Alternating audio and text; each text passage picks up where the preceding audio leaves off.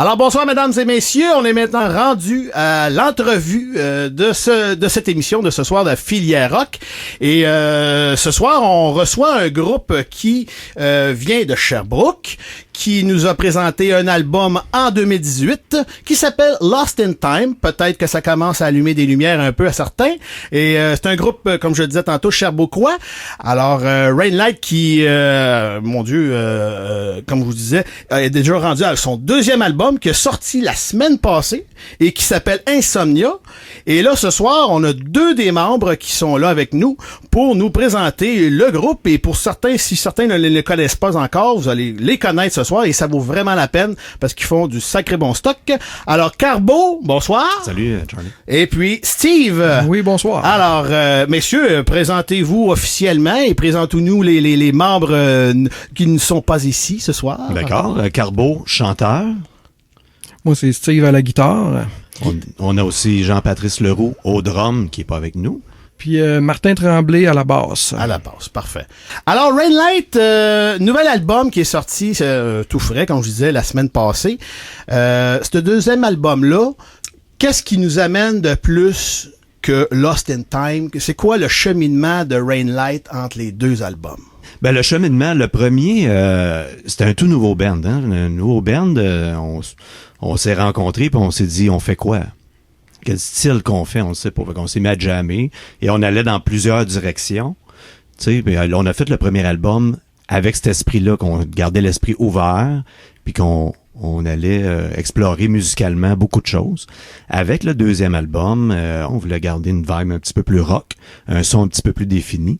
Et puis, c'est pour ça qu'on est fiers là, d'avoir enfin dans les mains, là, je trouve un album un petit peu plus mature, un petit peu plus enligné, là, comme la vision du futur qu'on a. Puis êtes-vous allé un peu par rapport au premier, avec ce que les gens vous ont dit par rapport au premier? Est-ce que ça a été d'une influence ou pas du tout, vous faisiez ce que vous autres, vous aviez le goût? Je pense honnêtement, en tout cas, je vais parler pour moi au niveau de la création. Je pense qu'on s'est jamais vraiment mis de barrière. On s'est dit, on s'en va-tu là?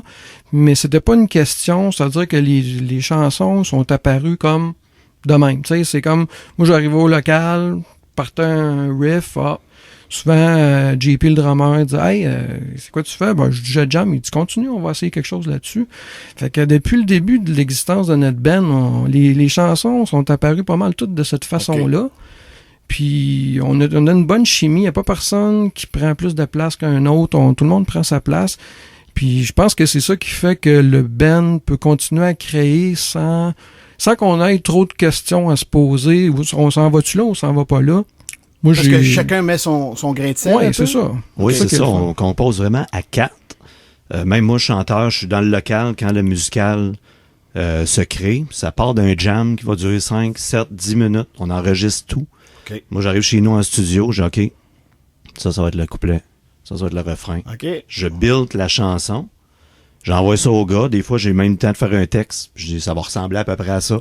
Fait qu'on part déjà avec une base vraiment intéressante. Puis après, là, on peaufine. Là, on modèle ça après. Vous écoutez un peu la vibe du jam en question. Puis là, à un moment donné, OK, ouais, ça me parle de telle affaire. Ça me dit telle affaire. Fait que c'est comme ça que vous... Mais il y a quelque chose que je trouve drôle, puis je veux juste comme le dire. C'est que, tu sais, des fois, les gens, ils vont me demander hey, comment t'as fait pour avoir une idée par rapport à ça ou, tu sais, pour créer ça. Mais le plus drôle, c'est que il n'y en a pas de réponse. Ça apparaît avec quand l'énergie est là, quand je suis dans le local, les gars sont là. Puis là, hey, ça serait le fun, les gars, faire une toune de même. Mais je pars n'importe quoi. Moins je réfléchis, d'habitude, meilleur que c'est. Okay. Dans tout cas, plus c'est spontané. C'est aussi simple que ça. Puis c'était quasiment même cliché à dire, mais je vais dire, moi, dans les meilleurs riffs que j'ai faits depuis que j'étais avec Rainlight, ça a tout le temps été, tu sais, c'est sans avoir de questions que je me suis posées, ça a fait on dit, on part avec ça va être bon, ça. OK, bon, ça va être bon, on l'essaye, tu sais. T'as pas planché là-dessus 1 heure chez vous, non. Ça arrive, paf, de même, puis c'est souvent JP le drummer dit, qu'est-ce que tu viens de faire là? Ouais. Je sais pas, je m'accorde. Oui, mais là, avant, tu testais de quoi? T'as fait un riff, là. Ben, continue là-dessus. Puis là, JP part un beat dedans. Ok. Mais c'est vraiment, c'est magique. Ça Fait que c'est là, crée des c'est là albums. toute l'importance de justement l'espèce de fusion que vous avez ensemble. Là, tu sais. Oui. Fait que c'est là qui fait que justement, là, vous êtes à la même place. Là. C'est ça. Exact. C'est Puis je là. pense que ça se ressent sur cet album-là. On sent, même on l'écoute des fois, on dit crime, on dirait qu'on joue live. Évidemment qu'on joue pas live, c'est traqué. Le Ben drum, oui, ben c'est sûr. on comprend on connaît le principe. Mais quand on l'écoute, on est ensemble parce qu'on a recréé ce qu'on avait, la vibe qu'on avait dans le local, pareil, même en enregistrant séparément. Fait que c'est bien. OK. C'est vraiment c'est intéressant. Bon, ben, sans plus tarder, on va écouter la première chanson. Ben, arrêtez le premier extrait qu'on va vous présenter ce soir. Ça va être Let the Rain. Alors, juste nous présenter un peu la chanson, là. Dans le fond, Let the Rain, c'est la power ballade. On a un style années 80. C'est pas voulu. C'est ça qui est drôle, OK. parce que le monde dit hey, vous avez un style. Nous, on a composé, puis c'est ça qui a sorti. C'est vos influences, j'imagine. C'est nos influences, C'est ça. vraiment. Et des gens vont dire, bon, ok, ça va ressembler à du Scorpion, du Def Leppard, du Bon Jovi. Et c'est tous des compliments là, pour nous autres. On n'est pas honteux de tout ça. Au contraire, là, c'est de la musique qu'on aimait. Fait que ça sent un peu comme ça. Et dans les années 80, il y avait des power ballades, évidemment. Chaque band avait ses power Ben ballades. oui, Et là, on a réussi à en créer une, je trouve, qui est venue d'un jam, ça aussi. Puis ça a fait Let the Rain, qui est une tune, je dirais assez deep, là, la tune la plus deep sur l'album. Ça Fait va que, chercher loin. un petit peu déchirant, mais bien fier de celle-là. Power ballade, ça va être Yes. ça. Bon, ben, parfait. Fait qu'on vous fait écouter ça à l'instant, puis on vous revient juste après.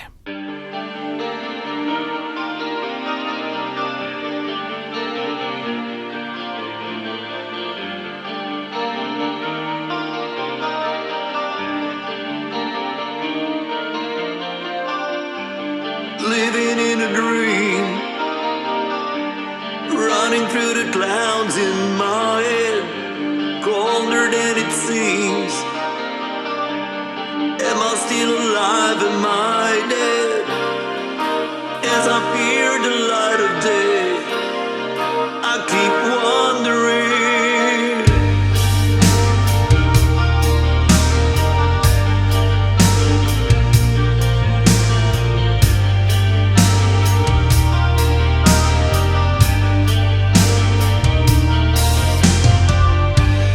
Barefoot in the sand,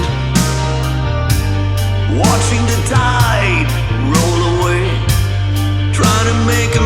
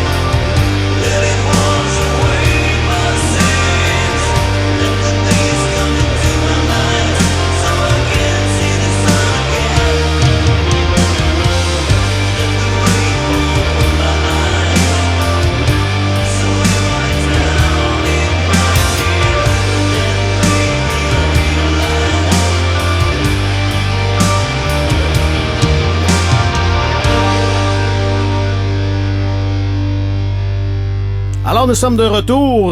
Donc, on vient d'écouter la chanson Let the Rain du dernier album de Rainlight, Insomnia. Et on continue un peu à s'informer à propos de ce groupe-là, si jamais vous l'avez jamais entendu.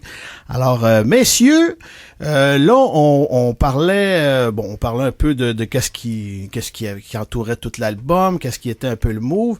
Mais là, on va aller un peu plus technique. On va y aller un peu plus, là, quand vous montez une chanson, c'est quoi un peu le processus là, de dire, OK, on rajoute ça là, on met ça là. C'était quoi un peu, là? Comment vous enlignez, là? C'est quoi votre technique, là? C'est des secrets, là, qu'on des petits secrets à travers de ça. Oh, ouais. Fait que, mais au niveau des guitares, moi, ce que je pourrais dire, c'est que j'ai toujours aimé composer des pièces un peu balades, un peu nostalgiques, un peu triste, en mineur, des accords comme ça. Mais je me suis tout le temps demandé, ça me semble que ça serait bon de faire un blend avec, tu sais, je veux pas dire que je réinvente la roue, loin de là, mais tu sais, un blend avec une guitare qui rock, mélangée avec des petits accords comme quasiment balade. Puis sur Insomnia, c'est ça que j'ai fait. C'est-à-dire qu'il y a des tunes qui rock, puis il y a une petite guitare qui apparaît. Si on prendrait juste cette petite guitare-là tout seul, ça serait comme une balade bien douce. Mais elle par-dessus des riffs qui sont quand même rock. Fait j'ai fait ça pas mal quasiment dans toutes les pièces de l'album. Il y a des guitares clean, planantes, qui fait comme ce qu'on pourrait dire que c'est un peu la marque de commerce du band aussi, tu sais, les couleurs que ça apporte. Puis je pense que ça, c'est quelque chose que moi, j'adore faire, puis je suis tellement content d'avoir pu le faire sur cet album-là. Puis je pense que ça nous enligne peut-être probablement pour l'avenir où c'est qu'on veut s'en aller, parce que moi, c'est ça que je veux continuer à faire. C'est une partie de l'identité du band, hein, c'est ça qui est intéressant aussi. Puis ces guitares-là, pour renchérir ce que tu dis, dans le fond, quand on jamme, ils sont pas là, ces guitares-là. Fait que moi, quand je vais enregistrer, parce que c'est moi qui ai mixé l'album, quand je suis allé enregistrer Steve chez lui, ces guitares-là, c'est la première fois que je les entendais. Les gars du band n'avaient pas entendu cette guitare-là par-dessus. On avait entendu le riff rock, on a la tune rock déjà faite, mais tout l'enveloppage vient par après. C'est ça qui est magique. Et puis, toi, de ton côté, Carbo, quand tu fais le vocal, est-ce que, tu sais, comme les back vocals, est-ce que tu fais tout ce côté-là ou tu demandes vraiment aux autres de faire les back vocals ou tu t'occupes de tout ça? Non, c'est moi qui fais les vocals sur cet album-là. Et ça aussi, c'est une surprise pour le band parce que quand on jam, il n'y en a pas. Ouais, non, c'est ça. Et puis après ça, les gars, voici la toune, voici les voix. Ça reste une surprise encore pour le band. C'est ça qui est intéressant. La confiance est là aussi, tu sais. Fait que c'est ça qui est le fun, les gars. J'ai carte blanche pour les bacs vocales, comme Steve a carte blanche pour les guitares. On a tout notre champ d'intérêt. Puis comme tu disais tantôt, c'est toi qui as mixé l'album. Oui. Fait que là, c'est ton premier album que tu mixes. C'est le premier album et je suis très fier. Pendant la pandémie, ça nous a retardé beaucoup. Hein? Puis là, on fait quoi avec ça? Puis tout, on est tout stallé. Fait que j'ai décidé de suivre un cours en ligne de mixage. Et avec toute l'expérience, je tiens à spécifier là, avec Yves Cousteau, qui a mixé notre premier album, qui a été une grosse influence pour moi. Christian Drouin de Studio C aussi, qui nous a donné des super bons tips. Ces gars-là, ils ont changé beaucoup de choses à ma façon de voir la musique, plus le petit cours que j'ai suivi de mixage, ça a donné enfin cet album-là. Je suis pas mal fier. Ah, ben parfait. Et puis là, on va parler un peu de l'avenir qui s'en vient, là. Là, vous autres, avec cet album-là, aviez-vous déjà... là, premièrement, vous avez fait un vidéoclip. Oui. De la première chanson de l'album qui est Moonlight, qu'on va vous présenter tantôt. Premièrement, pourquoi choisir cette chanson-là pour faire le vidéoclip? Puis le vidéoclip, c'est quoi là que ça amène là, justement à cette chanson-là? Là? Ben, on trouvait que Moonlight, c'était une pièce qui représentait bien le band, un peu le son où c'est que le band était rendu. Puis l'énergie de cette pièce-là, ça a été comme quasiment... On n'a même pas eu besoin de se questionner. C'était, OK, c'est Moonlight qu'on met la première sur l'album pour ouvrir l'album, puis le vidéoclip, ça va être elle.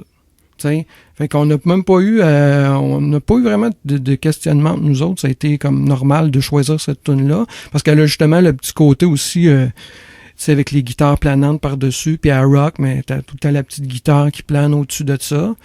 Fait que avec la voix avec Carbo aussi, sa voix, je trouve que ça fait la drive, l'énergie est bonne. Fait qu'on va faire le vidéoclip avec Moonlight. Moi, c'était une chanson qu'à première écoute, ça te hook tout de suite, je pense. Ça rentre, c'est dindant pas mal.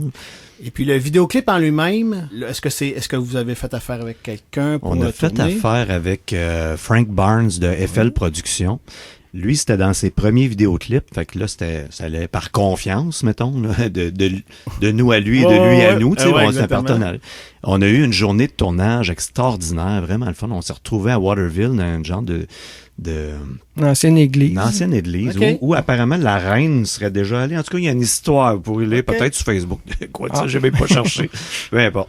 Puis c'est assez rustique comme décor, tout ça. On a alimenté ça avec de l'éclairage et tout. Et Frank a réussi à faire un montage. La première fois qu'il nous a présenté ça, je ne croyais pas.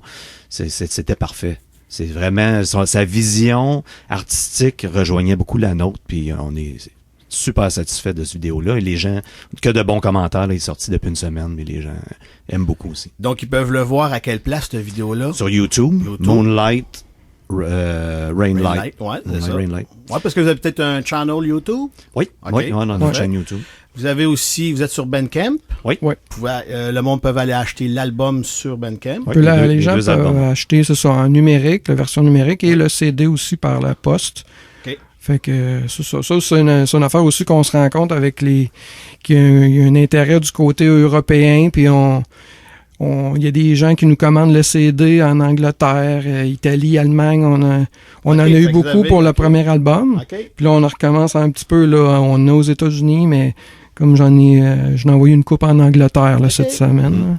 OK. Ouais, c'est ça. Avec ça, là, ça rouvre un peu plus. Exact. Vous avez aussi, j'imagine, une page Facebook. Oui, effectivement. Fait qu'à ce moment-là, le monde peut vous suivre par rapport là, à peut-être à ce qui va s'en venir pour vous. Là. Est-ce qu'il y a des spectacles ou c'est Ben, on n'est pas travaille encore là-dessus, on rendu attend là? des réponses, des Parfait. confirmations, mais oui, puis là, avec le vidéoclip, les gens nous voient pour la première fois Fait que ça donne une live bonne aussi, idée. ça lui donne le goût, donc ça nous presse un peu de faire de quoi aussi. Non, mais on a tellement, ça a été long avec l'album, puis la pandémie, puis tout ça, qu'on se dit, OK, on a sorti l'album, mais là, on reprend notre souffle 2 minutes, mais là, faut jouer. Là. Vous allez vous promener un peu pour faire la promotion de votre album, comme là vous venez en entrevue là, ce soir et tout ça, mais là vous essayez justement là, d'aller promoter ça un peu si on veut là. Ça va être ça un peu des entrevues un petit peu par Facebook ou par tous les médias qu'on est capable. Pour ce qui est des performances live, on veut pas faire de lancement, on veut vraiment faire un spectacle, tant qu'à plancher sur quelque chose, arriver avec de quoi d'établi, pour que les gens puissent avoir là, le premier album, le deuxième album, qu'on puisse faire de quoi. On aime bien la mise en scène, on a un écran géant sur scène aussi quand on... Oui, mais je me souviens quand vous l'aviez fait au Parvis, là, justement, là, il y avait toute la projection, comment je peux dire, l'environnement là, que vous voulez donner là, à ce moment-là, puis qui vraiment match super bien avec votre musique. Là, fait que, c'est ce qu'on veut garder un peu là.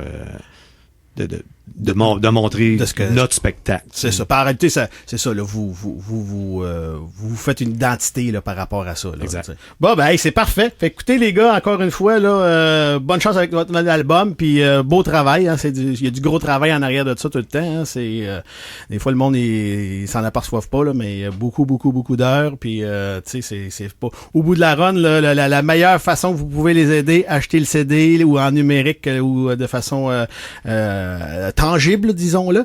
Et puis, allez les voir en spectacle quand ils seront là. Quand suivez-les sur Facebook et tout ça. Puis, c'est des bons petits gars de chez nous, de Sherbrooke et les environs.